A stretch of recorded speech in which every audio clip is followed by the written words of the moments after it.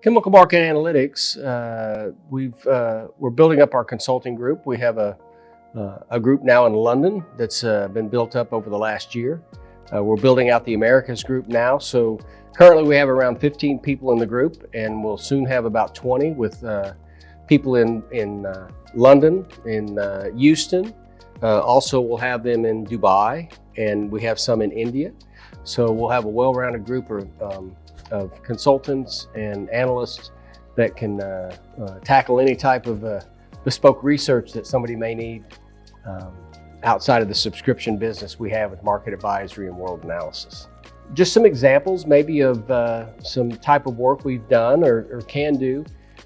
Perhaps there's a chemical somebody needs some a market study or intelligence on that's outside of our subscriptions. Which again are market advisory services, which are the short-term, weekly, monthly type reports. And then we have our world analysis, which is our longer-term supply-demand balances and kind of strategic outlooks.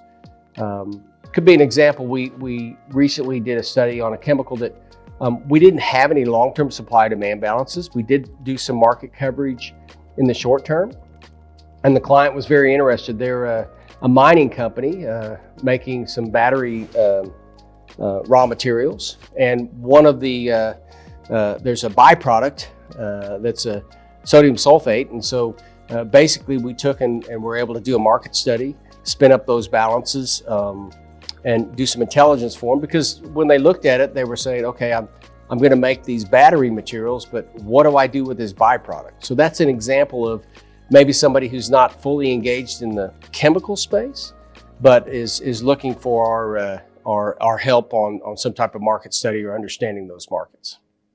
So another could be with an industry association. Perhaps there's some legislation or some rules that are coming out. We've done work for industry associations when they've been lobbying. They needed some more market intelligence or an independent view on different chemicals that were going to be impacted by either legislation or maybe some ruling from, say, the EPA or that. So we've done those market studies, and then that information was utilized as an independent view outside of the industry association to either to basically give them some type of give them some, well, it's an independent market view to go and argue some points or to try to influence either the legislation or the rulings.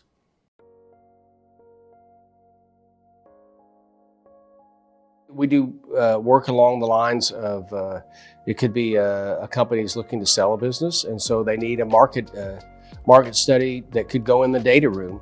That's an independent view. So that's one of the things we tout, is we have an independent view. Whether it's a buyer or a seller or a trader or that, it doesn't matter to us. We're going to put out our view as we see it based on our market intelligence.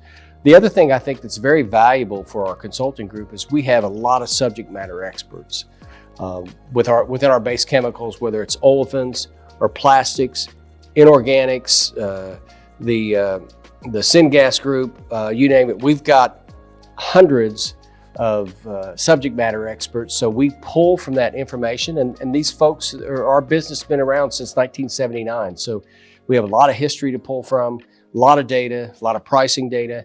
And then our folks are in the market every day. They're literally talking to market participants, gathering intel and so forth. So we have a buffet of information at our fingertips, and we can do a lot of work with a lot of credibility behind it because of our history.